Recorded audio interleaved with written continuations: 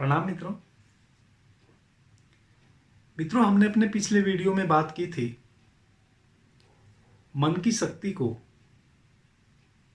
विचारों की सतत प्रक्रिया जो हमारे मनस पटल पे चल रही है, उसको साधन कैसे बनाएं। साधना के लिए आज हम एक ऐसा विषय उठा रहे हैं मित्रों, जो ध्यान से संबंधित नहीं है,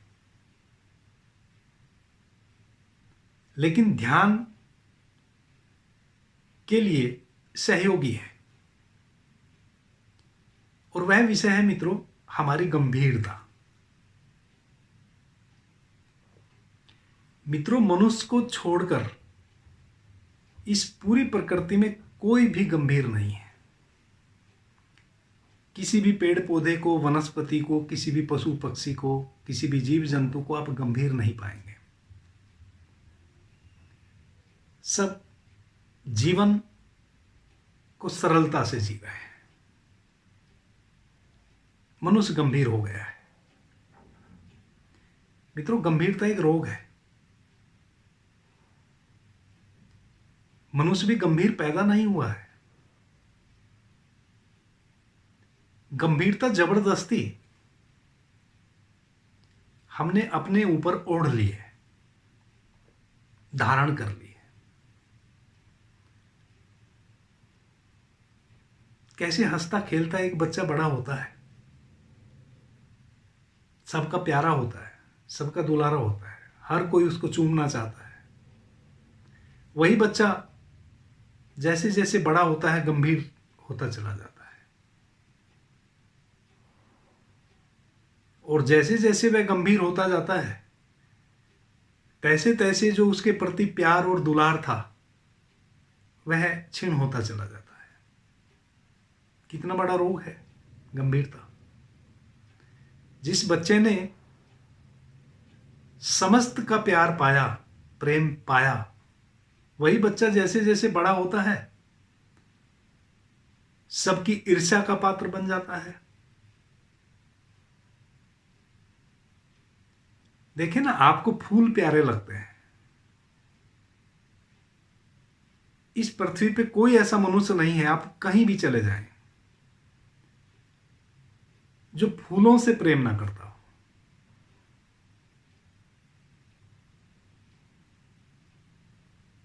लेकिन हम जो परमात्मा के फूल हैं, हम गंभीर बन गए हैं। मित्रों, परमात्मा ने मनुष्य को एक परिष्कृत रूप दिया है। आप उसकी बहुत परिष्कृत कृति हैं। सभी 1,84,000 योनियां ऋषि मनीषी बताते हैं। उतनी योनियों से आप गुजरते हुए परिष्कृत हुए हैं मनुष्य रूप में। बाकी सब आपके नीचे हैं, सबको आप भोगते हुए, सभी जीवन से आप गुजरते हुए इस मनुष्य रूप में परिष्कृत हुए हैं। तो आपको तो गंभीर नहीं होना चाहिए, क्योंकि आपके नीचे और जितने भी पशु पक्षी, पेड़ पौधे, कीट पतंगे सब आनंदित है, कोई गंभीर नहीं है। आपको तो गंभीर नहीं होना चाहिए था। लेकिन आपके नीचे जिनसे आप परिष्कृत होकर मनुष्य रूप में आए हैं वह कोई गंभीर नहीं है और आप गंभीर हैं। एक छोटी सी कहानी से मित्रों अपनी बात शुरू करता हूं। एक नगर सेठ ने भगवान बुद्ध को निमंत्रण दिया, भोजन पे आमंत्रित किया उनके भिक्षुओं के साथ। भगवान बुद्ध उस नगर में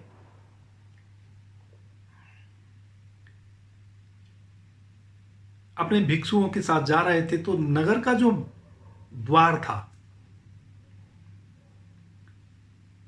वहां एक व्यक्ति को उन्होंने बैठे देखा,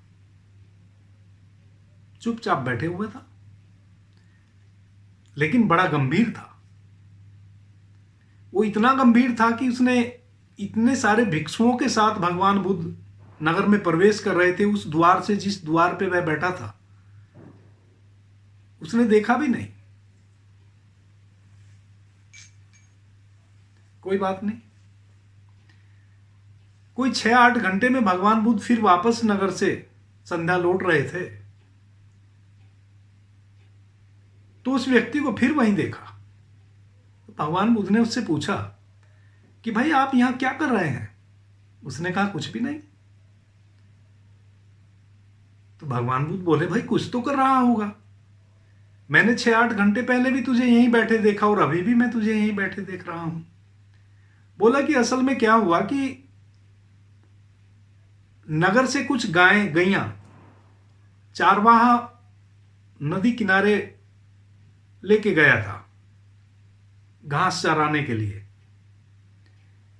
तो इतनी गायें थी जो मैंने गिनी सुबह जब वो जा रही थी नदी किनारे, लेकिन अब जब वापस संध्या लौटी तो एक गाय कम थी, मैं उसी की प्रतीक्षा कर रहा हूं। तो भगवान बुद्ध बोले क्या वह गाय तेरी थी? बोले नहीं मेरी तो नहीं थी, वो तो नगर की गाय है।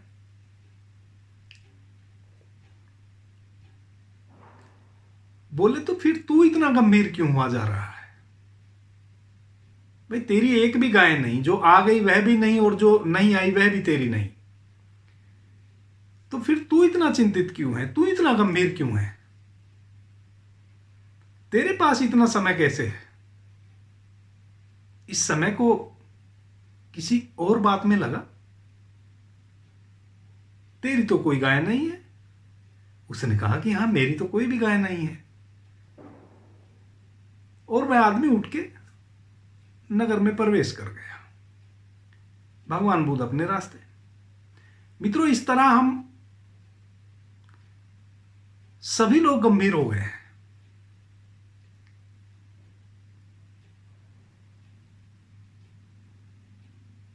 प्रत्येक व्यक्ति गंभीरता को इस कदर, गंभीरता एक रोग है, कोई भी तो गंभीर नहीं है। हवाएं चलेंगी, पेड़ की पत्तियां सर सर हिलेंगी, नहीं चलेंगी स्थिर। मौसम बदलेगा, फूल खिलेंगे।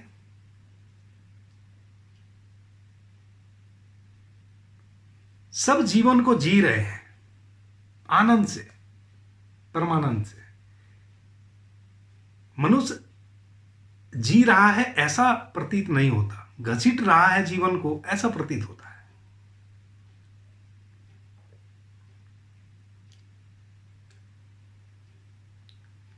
मित्रों, क्या आपने जाना आप किन कारणों से गंभीर हो गए हैं? जिनके पास कुछ खोने को है वह भी गंभीर, जिनके पास कुछ भी खोने को नहीं है, पाने को बहुत कुछ है, वह भी गंभीर।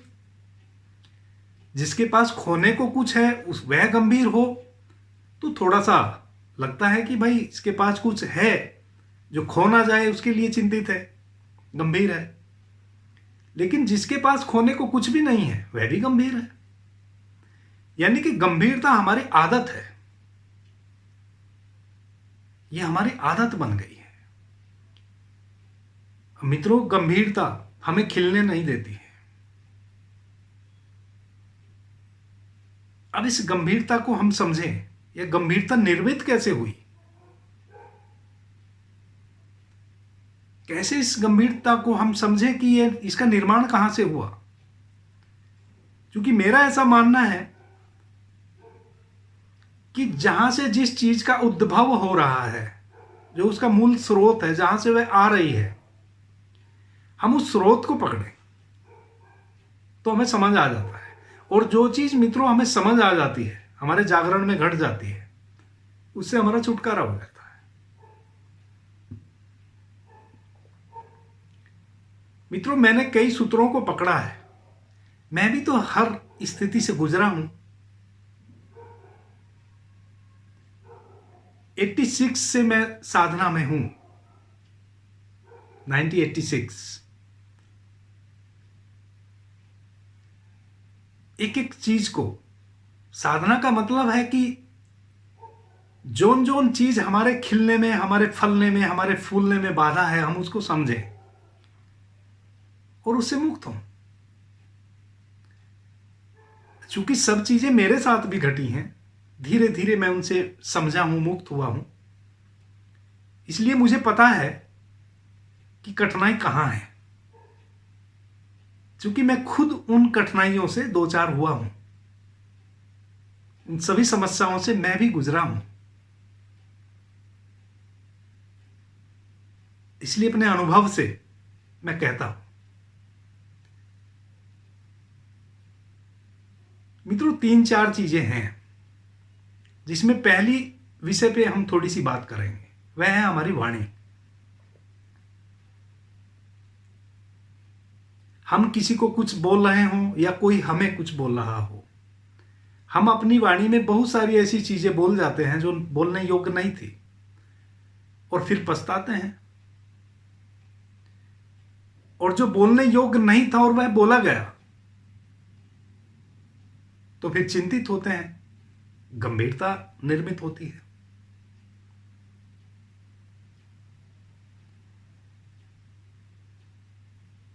मित्रों, मैंने अपने पिछले वीडियो में कोई 2-4-6 दिन पहले एक ध्यान की बहुत खूबसूरत विधि पे चर्चा की थी आप लोगों से। अगर कोई मित्र उस विधि से गुजरे हों तो उनके अनुभव में बात आ गई होगी, और जो मित्र नहीं गुजरे हों मैं फिर से उस विधि को दोहरा देता हूं। उस वीडियो में तो मैंने बहुत विस्तार से चर्चा की थी, लेकिन शॉर्ट रूप में मैं आपको उस विधि की चर्चा करता हूं। वह विधि यह थी मित्रों कि रात्रि जब आप विश्राम में जाते हैं अपने बिस्तर पर, जब आपको अब सो ही जाना है, उठना नहीं है, कुछ भी अब करना नहीं है, आप सोने के लिए तैयार हैं, तो आप अपने बिस्तर पे सोने चले जाइए। आंख बंद कर लीजिए, सीधे लेट जाइए, ऐसे अपने हाथ अपने बाजू में फैला लीजिए, हथेलियां ऊपर, आंख बंद कर लीजिए और अपने मनस पटल पे आप वहां पहुंचिए जहां से सुबह आपने अपना कार्य शुरू किया था। यानी कि जब आप सुबह निद्रा से जगे थे और बिस्तर से आपने नीचे पैर रखा था, उस समय से लेके और अभी जब आप वापस बिस्तर पे सोने के लिए आ गए हैं, इस समय तक जितनी भी घटनाएं आपके साथ घटी हैं आज पूरे दिन में, सारी घटनाओं को अपने मनस पटल पे दोहराइए और शुरू वहां से कीजिए जहां से शुरू हुआ है। यानी कि आपने बिस्तर से नीचे जो पैर रखा है वहां से शुरुआत कीजिए। बड़ा चमत्कार घटता है मित्रों। आपने किसको क्या बोला, किसी ने आपको क्या बोला, आपने किससे क्या वादा किया, किसी ने आपसे क्या वादा किया, कहां आप गुस्से में आए, कहां आप प्रेम से भरे, एक एक कृत्य को जो भी आज पूरे दिन में घटा उसको आप बारी बारी से अपने मनस पटल पे दोहराइए और उसको दोहराते दोहराते सो जाइए। मित्रों, जैसे ही आप दोहराएंगे एक बहुत ही महत्वपूर्ण अनुभव से आप गुजर जाएंगे। वह अनुभव क्या है? जब आप कोई कार्य कर रहे होते हैं उस समय आप आधे होश में होते हैं, आधे बेहोश होते हैं। मित्रों, मैं जो आपसे बात कर रहा हूं, मैं आपको जगाने की बात कर रहा हूं। और ये जो आपने जागरण समझा हुआ है, जो आप सुबह निद्रा से उठ जाते हैं, यह जागरण नहीं है। जागरण एक बहुत दूसरी चीज है। ये तो आप आधे सोए और आधे जगे हुए ही उठते हैं, और वो जो आधे सोए आधे जगे आप पूरा दिन जीते हैं, रात्रि में फिर आप पूरा सो जाते हैं। आप पूर्ण जागरण को कभी भी उपलब्ध नहीं होते हैं। पूर्ण जागरण को वही व्यक्ति उपलब्ध होता है जो ध्यान को उपलब्ध हुआ है।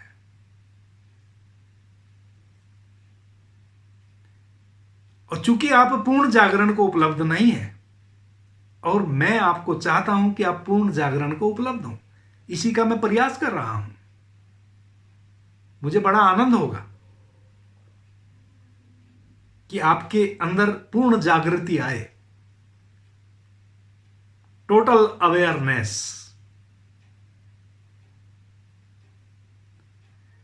तो चूंकि आप अर्ध निद्रा में ही हैं, इसलिए जब आप किसी से कोई वादा कर रहे होते हैं, आप कोई भी बात कर रहे होते हैं, आप कोई भी कार्य कर रहे होते हैं, आप आधे सजग हैं चूंकि, तो आधे आप बेहोशी में करते हैं और आधा आप सजगता से करते हैं। जैसे ही आप इस विधि से रात्रि में गुजरेंगे, अपने पूरे दैनिक कार्य को फिर से अपने मनस पटल पे लाएंगे, तैसे ही आपको पता चलेगा कि मैंने फलां व्यक्ति को गाली दी, गाली देने का कोई कारण नहीं था, यानी कि उतनी बड़ी घटना नहीं घटी थी कि गाली दी जाए।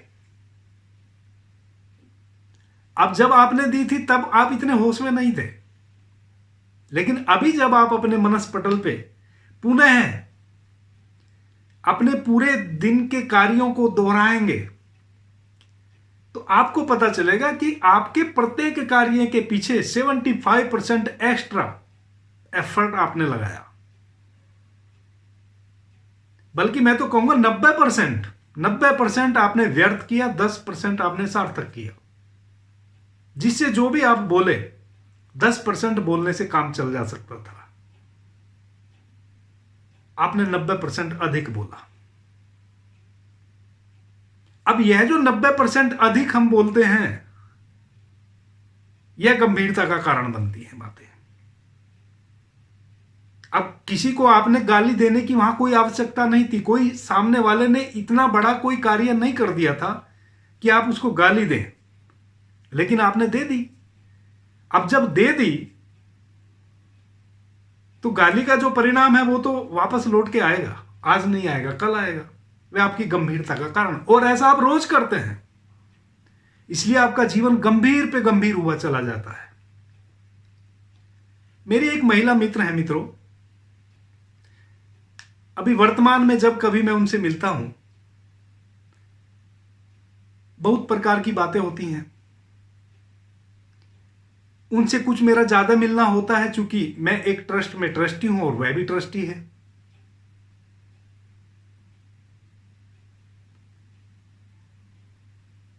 तो मैं देखता हूं कि वह कोई बात बोल रही होती है, कई बार बोलते बोलते ऐसी बात बोल देती हैं जिसको बोलने की, जिस विषय पे बात चल रही है वहां कोई आवश्यकता नहीं थी, और कई बार वह खराब लग जाता है। अब जब वह खराब लग जाता है, सामने से बोला गया है, तो प्रत्युत्तर तो उसका आएगा इधर से, और जैसे ही इधर से प्रत्युत्तर आता है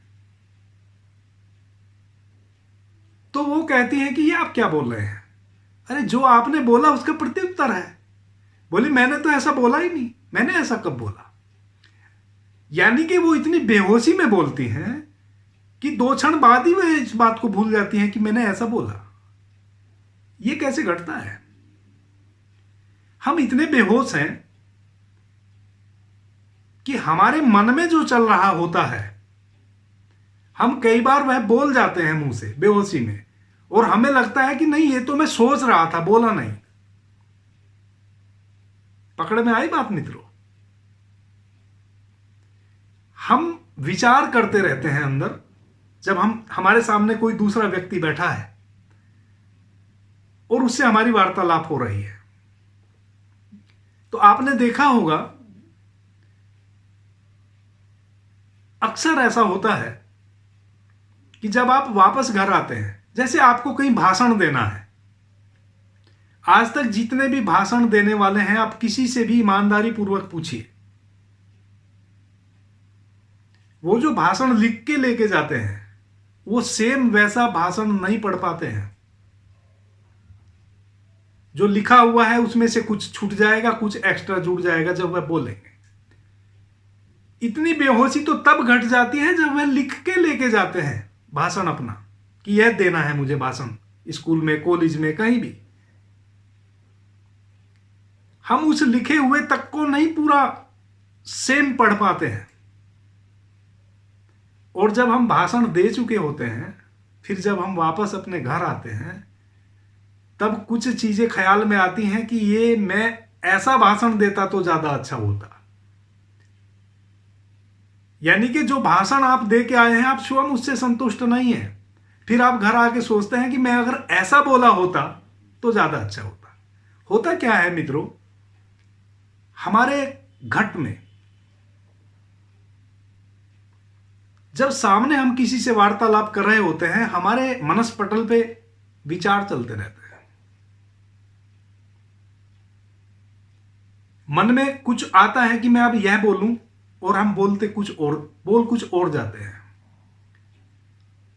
और कई बार जो मन में चल रहा है हम बोल वह जाते हैं, और जो हमने पहले से सोच रखा था कि इसका उत्तर मैं यह दूंगा वह हम भूल जाते हैं। और फिर जब सामने वाला उसका प्रत्युत्तर देता है, फिर आप कहते हैं कि ऐसा तो मैंने बोला ही नहीं। कितने बेहोश हैं आप। तो मैं अपनी उन महिला मित्र से बहुत परेशान हूं।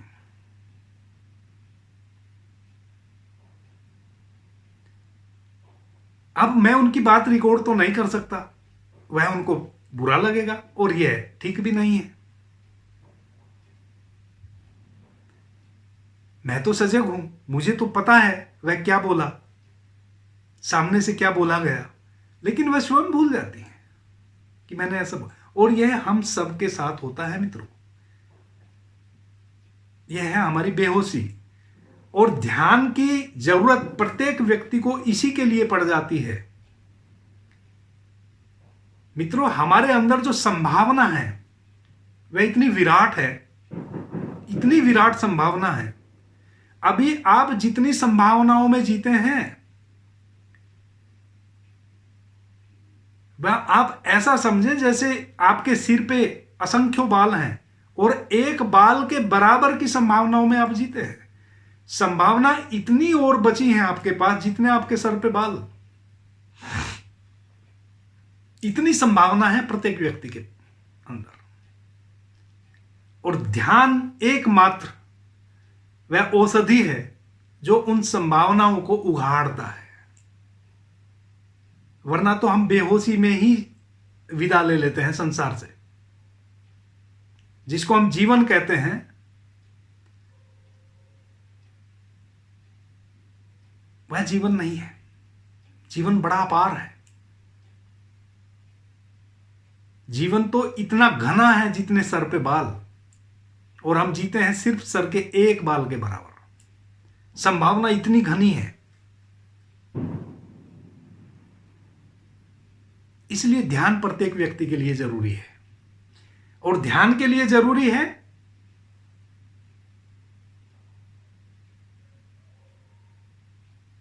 निर्मल अवस्था, सम्य अवस्था, उत्तम अवस्था।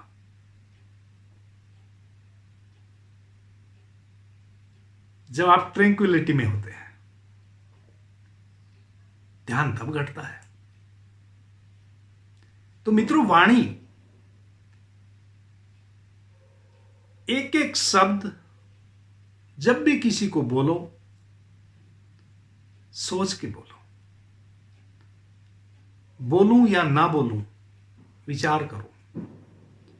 और जो भी शब्द आपकी वाणी से अवतरित हो आपको उसका पता हो कि मैं यह बोल रहा हूं और इसके प्रति मैं जिम्मेवार भी हूं। जो भी बोल रहा हूं इसकी मैं जिम्मेवारी भी लेता हूं।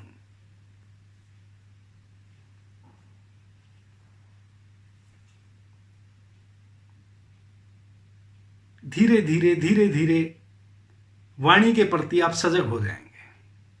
वह जो अनावश्यक आप बोलते हैं, जिसका परिणाम दुख, जिसका परिणाम आपको गैर गंभीर बनाता है। अब अगर आप किसी को गाली दे आए या वह बात कह आए जो नहीं कहनी थी,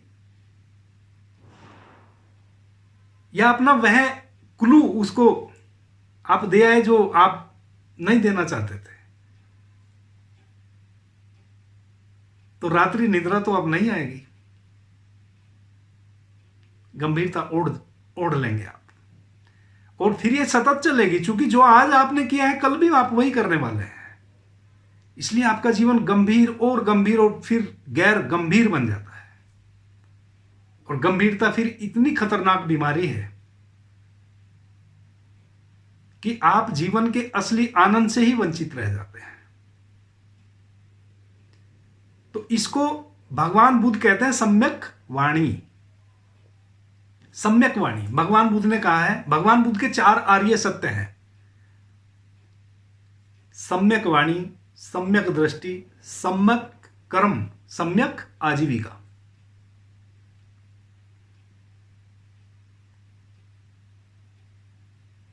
तो हम इस शब्द को जोड़ लेते हैं, सम्यक वाणी।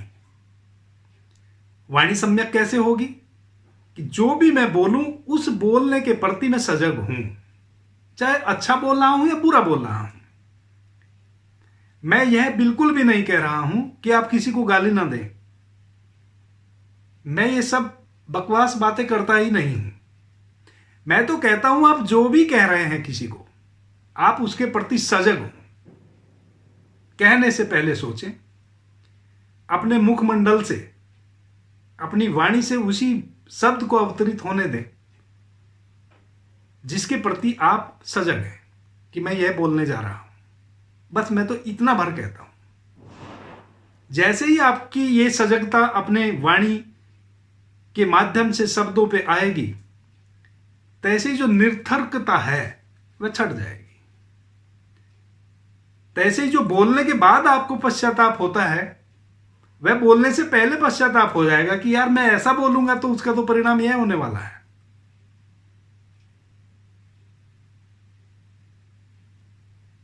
फिर आप गाली नहीं दे पाएंगे किसी को, और देना जरूरी होगा तो आप देंगे। कई बार गाली देने से ही कोई बात बनती है।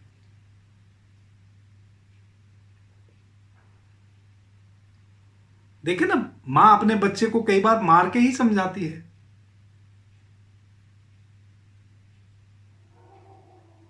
कई बार मार के समझाती है, एक चटाक से लगा देती है। मां दुश्मन तो नहीं है बच्चे की।